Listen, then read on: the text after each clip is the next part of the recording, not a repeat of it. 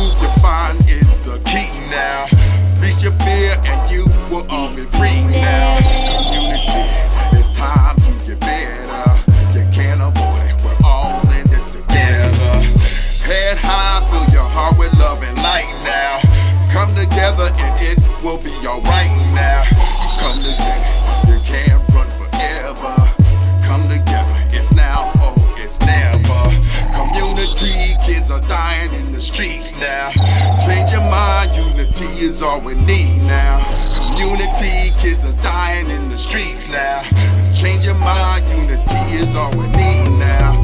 Change your mind, unity is all we need now. Change your mind, unity is all we need. Hello, Chris Sanders, Community All Unite TV, every Thursday from 8 to 8:30 on channel 1097 and 190, Comcast Cable and Xfinity. They have opened the doors for us to bring informative programming to the airways, and we're doing it. We got an architect here today. Yes, Andrew Gordon, right? Yes. Andrew Gordon, and we have actually met walking down my street out in the front, and I know his wife, and we were talking about some things that she was doing, and she told me her husband's an architect. I said, yes, let's get a chance to meet and talk. So we had a good chop it up session, and he's also involved and has a blog. He's a blogger, and he has a site, a YouTube channel, and IG, and all these different things that he's doing. He likes directing, he likes cinematography. So I said, this is a great connection. We could collaborate on some things, architecture all the way through doing shows. So please introduce yourself and tell them a little bit about you and your story and how you got to architecture and why you love even cinematography. I want to know your pitfalls and your successes, and let the folks know how they can become what you are, the great architect. Okay, I'll start with that first. Yes. The most important thing is to be hungry for knowledge and information. Always be striving to learn more, understanding that you don't know everything and that you can get things wrong, and that failure is not a problem. It's actually one of the best things that can happen for you because it's the best learning opportunity. So starting there, that's important. Now, my story for architecture, I was in high school. I didn't really know what I wanted to do for a living, what I wanted to go to college for. So my sister kind of stepped up and offered a suggestion that kind of stuck in my mind. And I forget exactly how she positioned it, but it basically was, why don't you try architecture? You like to draw, you seem pretty good at your basic math and sciences, and you're a creative person, and it has all of that in there. So why don't you look into it? Take some drafting classes that they have in college, in high school, and give it a shot. So I almost want to have to say I blindly followed my sister's advice, and because I trust her. She's been great for me my whole life so far. Why not keep going? So I applied to NJIT, and I did also apply to Rutgers for music and landscape architecture, and Montclair. I don't even remember what I applied to Montclair for, but and then the last thing I was considering is actually culinary school. Okay. Because in high school I was really into learning how to cook and prepare foods. It was just a high school job that my best friend and I got, and we had a lot of fun because we were willing to learn. We wanted to learn, and so it was less of a job, more fun. Right. So that almost won me over, but I realized that it was a lot of effort that was not going to be what I wanted in the long run. I did get to follow an executive chef for a month or two to understand what their job was, and that quickly left the table. As far as music and landscape architecture, landscape architecture is interesting, but it just wasn't the true goal or the pinnacle of what I was trying to get out of my life. And the music, I love music, but it was similar to the culinary school. I really enjoy playing the drums, but I don't want to have to audition for my education.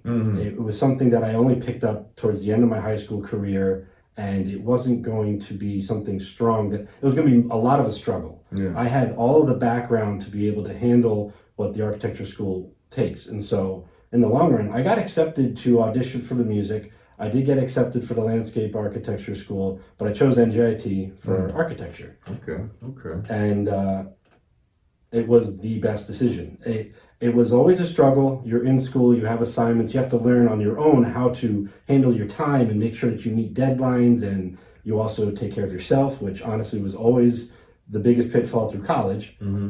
Eating right and taking care of yourself and all that kind of stuff. The first semester, I practically starved, and my mom's like, "What's wrong with you? What's going on? Do you need food or money or something?" I was like, the last meal of the day ends before my last studio class ends, so every Thursday I wouldn't eat dinner, you know? And so I entered college 160 pounds. I left the first semester 150. And the same height you are now? A little bit shorter. I was about 5'10", let's say. Okay, yeah. Only a little bit shorter. By the time I graduated, I was 6'1", 215 pounds, I guess. So I figured it out. Yeah. But I wouldn't say school was a breeze. I definitely had to figure out how to be a mature adult, taking my classes seriously.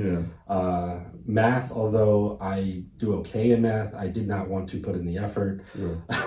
But I was able to finish my 5-year degree in 5 years by taking a lot of classes during the summer and staying in this area in Newark. So 5 straight years in Newark, you know, really didn't want to leave it after that. Right.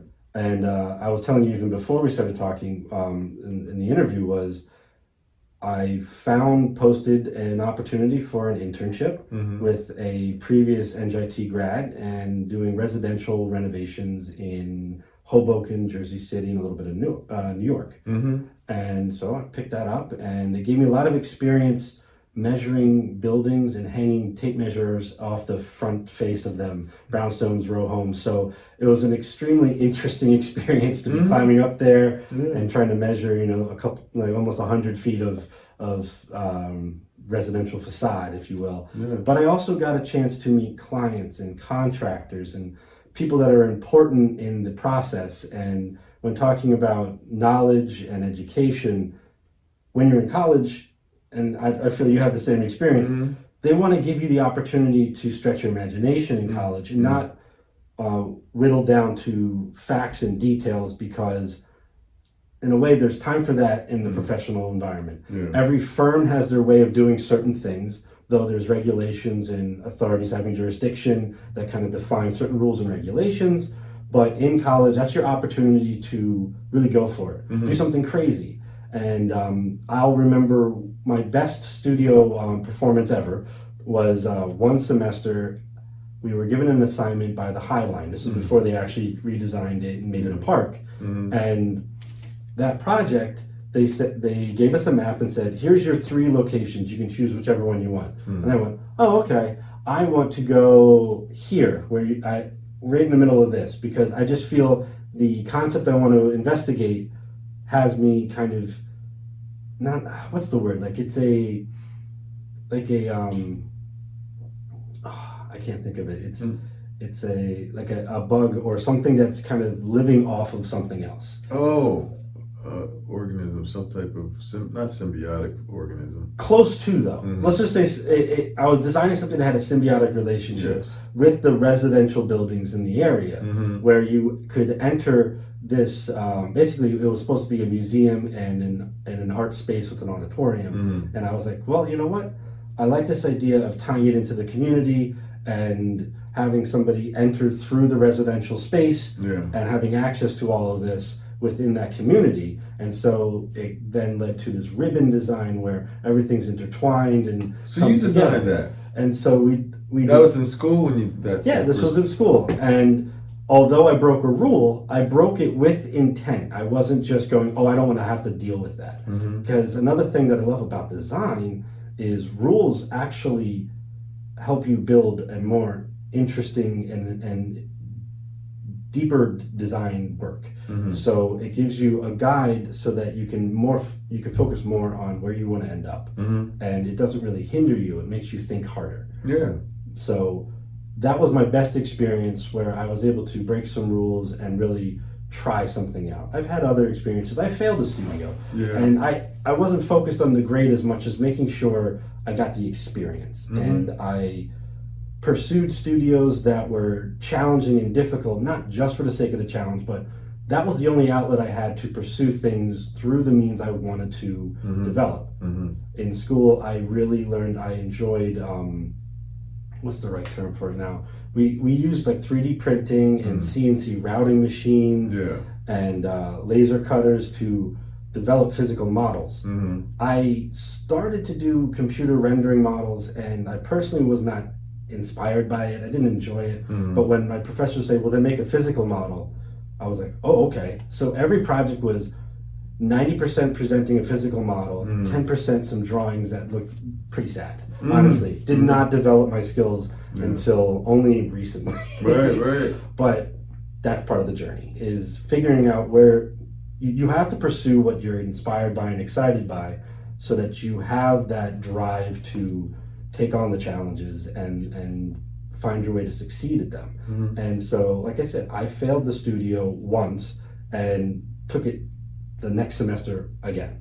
And everyone looked at me like, like I had three eyes, it was a weird experience. So the professor's like, well, just do the project backwards.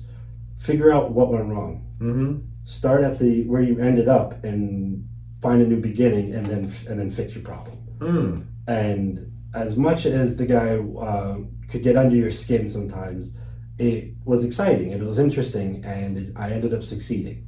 And I was able to complete my studios and graduate within the time frame I was supposed to, that I set out for myself. Right.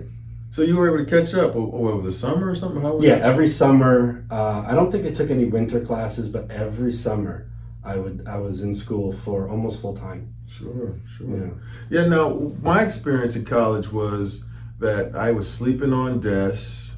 My father got me involved in architecture. He went to school for architecture, and he got his degree, his bachelor's of architecture. And the first season or first classes that we took, they were trying to weed out all of the guys that were just here to, that thought it was just something fun, some artistic game they were going to learn, and that they weren't passionate for architecture. Is NJIT's like that? 100%. NJIT, I think my freshman class was a few hundred people. And you could go past other studios having their studio critique day, and you're seeing professors just take models and throw them on the floor and stomp on them. I had multiple friends, fraternity brothers, even a girlfriend at the time that was like, I'm just going to quit. This isn't worth it. I'm like, you understand that they're just playing a mental game with you.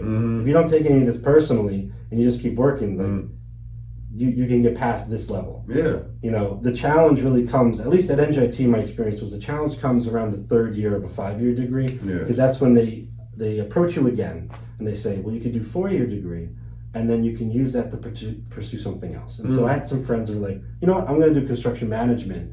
So let me just switch over to a management role or a management degree at this point, get that 4-year Bachelor of Science of Architecture and move on.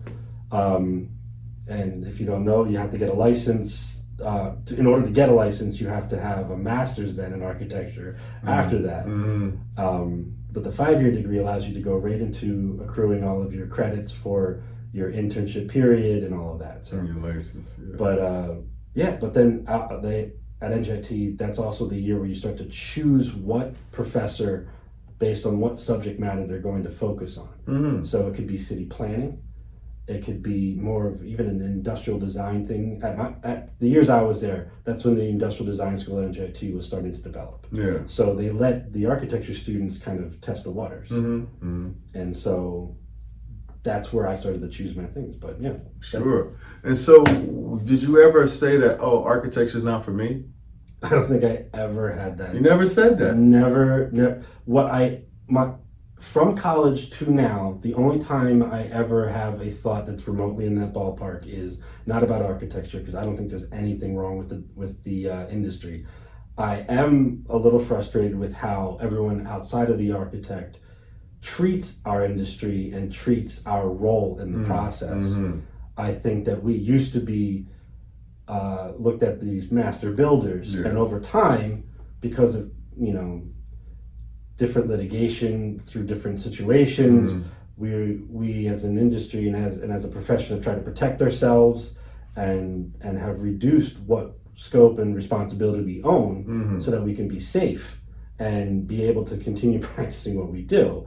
And so we have contractors taking certain roles, other consultants taking other roles. Yes. And I don't mind that in the big picture, but it then makes potential clients and other people, especially judges that have to rule on certain cases, even look at our role as the architect and totally misconstrue what we really do. Yes. And that can be a challenge, because then we're talking about education and knowledge, and we do take it upon ourselves to educate our clients on what we do. And we had that conversation, to be a little granular, the conversation about like, here's our services and here's additional services that we can provide, but they're not the standard of the profession. Sure. And that kind of thing as well. So I worry about architecture, but I've never doubted that I've loved it. And the biggest reason I love the architecture is because of the fact that it can be so all-encompassing. One of my favorite jokes I heard from Anna Sanchez, the architect I first worked for as an intern, she introduced me to the joke between architects and engineers. An engineer learns more and more about less and less, but an architect learns less and less about more and more. And so we have to understand everyone's role, even if we don't know exactly how wiring is supposed to go. I've had to draw low voltage wiring diagrams, and that's not typically an architect's job, an architect's role. Usually, low voltage means it's a vendor, and the vendor would be producing a diagram for installation and if needed for permitting and things like that. But you have to go out on this limb to learn something that is totally outside of your wheelhouse, and it's exciting. And honestly, that's also the base concept of what I'm doing with my YouTube channel, Progress Not Perfection, because it's all about the journey, learning what you can, not trying to be perfect, but just always trying to be able to grow, adapt, and improve. Sure. See, one of the things that I found, like I think I took a year over because of a sketchbook. 15% I found out later on it was worth on my grade. I was getting some of the top grades in my class for design, but as far as the sketchbook and so what I learned is that you need to read the fine print, one. Two, some folks that are going to be your professors, it won't have your best interest at heart, because if you're getting a B+ A average on your designs, and then the sketchbook is what you're supposed to use as a tool to get to the design, you would think logically that they're not going to make you take the class over a studio that comes one time a year over if you fail that one part of if you don't turn in your sketchbook. You were successful. Yeah.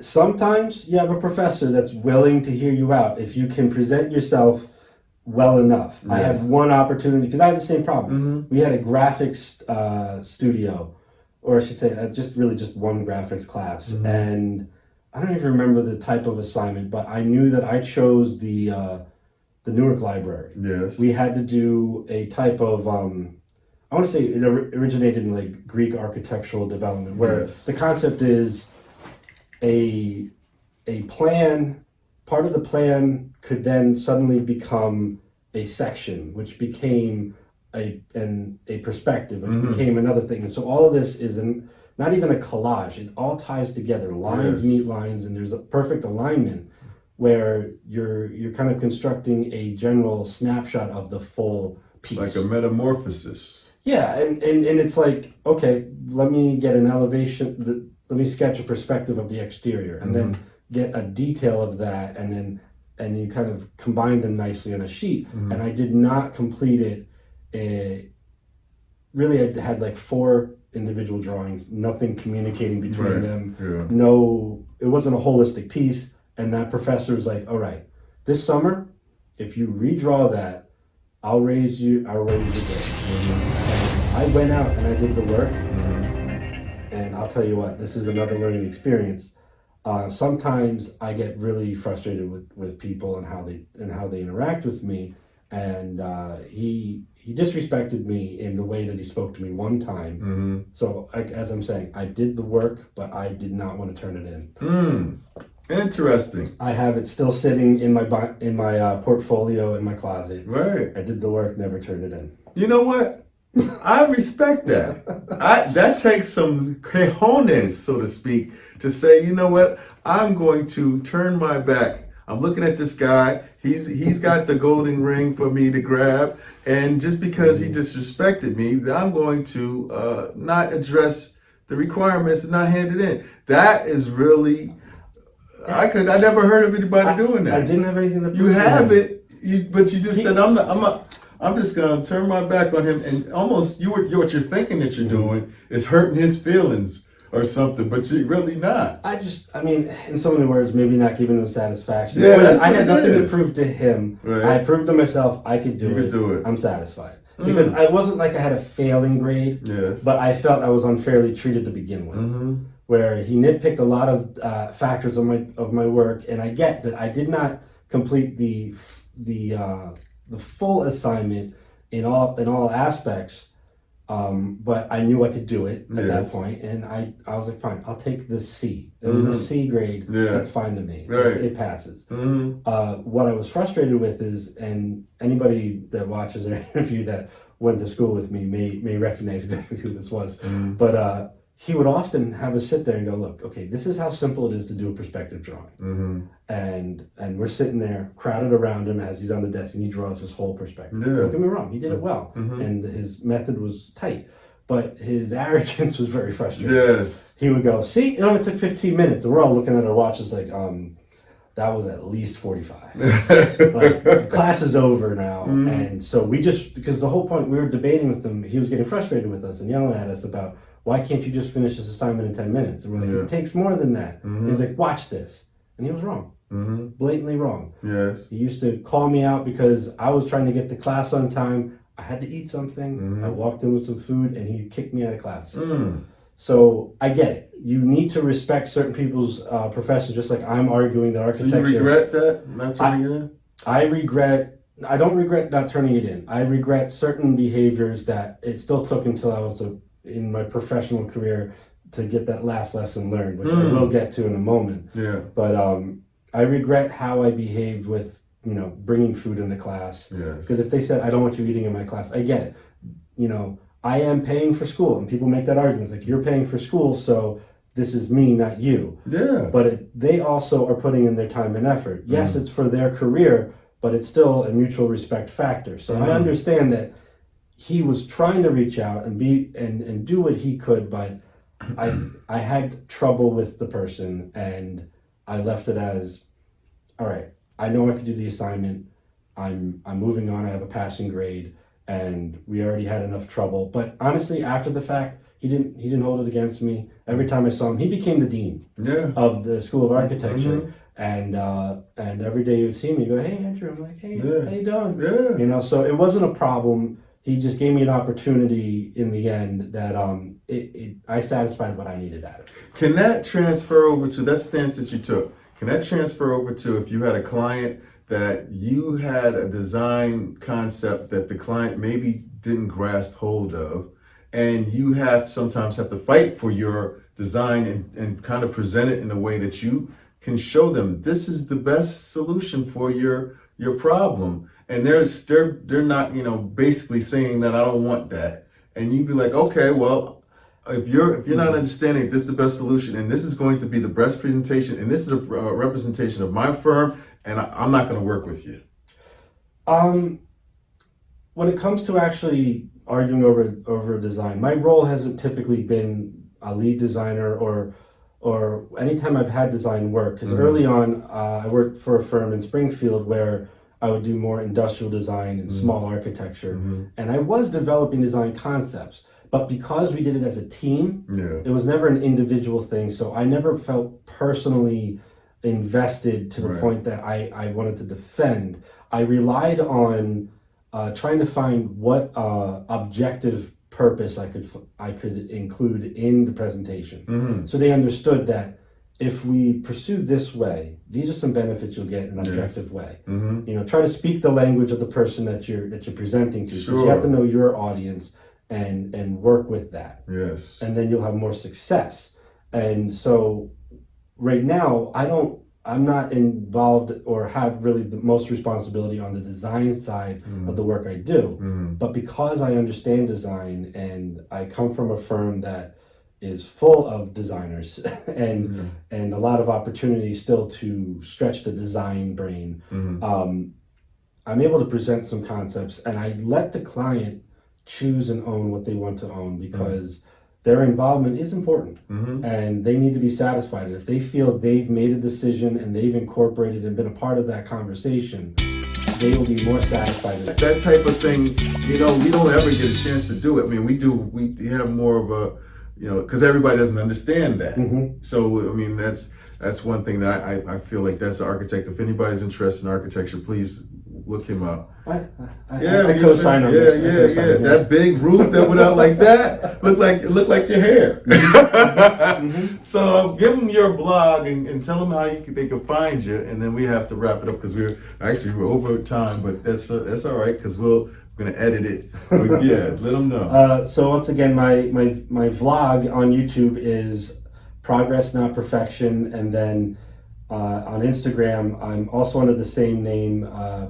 I think I had to shorten it, so I actually don't remember what it was, but it's also the same branding and everything. Progress Not Perfection. I like that. I like that. And are you your company that you're gonna be doing the cinematography for? Is that something that's started or formed yet? There's nothing official yet, but it's absolutely what we're working on, and we keep taking steps towards solidifying it. It's based on a concept that my friends and I kind of developed in just after college. I'm going to say about 12 years ago. We came up with the concept of Jersey left, because the term honestly refers to the fact that in New Jersey, if you want to make a left-hand turn, most times you have to not turn left to get there. And so again, it feeds into that whole concept of the most direct path would be to go left, but you have to go a roundabout way to get there. And so, So now tell them what firm you're working for, because I mean, I don't know if they're doing any internships or anything like that. Some people might be interested. We do have internships. I don't remember the timing of when those begin, but they're usually, we start collecting applications a few months before each semester be over. But I do work for the architecture firm Gensler. I work out of the New York office. We do have a New Jersey office, as well as several offices around the country and the world. And I believe we do have winter and summer internships. I just unfortunately don't know the timing of it. Okay. And anybody interested in internships, I can get you the contact on that. And we had another great interview. Yes, Comcast Cable and Xfinity has opened up the doors for us, and we are bringing it to them. The information, these young folks that want to be these professions or these careers, they can watch our videos, and hopefully it will show them a little bit of a pathway to get there. So we're on Comcast Cable and Xfinity. There's Community All Unite TV every Thursday from 8 to 8:30 on channel 1097 and 190. So please tune in, and thanks again. Over and out. Community. It's a fight now. Right now. It's a fight now. Community. It's a fight now. Head high, get ready for a fight now. It's a fight now. Eyes wide, it's now. It's a fight now. It's a fight now. Just remember and fill your heart with love now. In your truth, you find is the key now. Reach your fear and you will all be free now.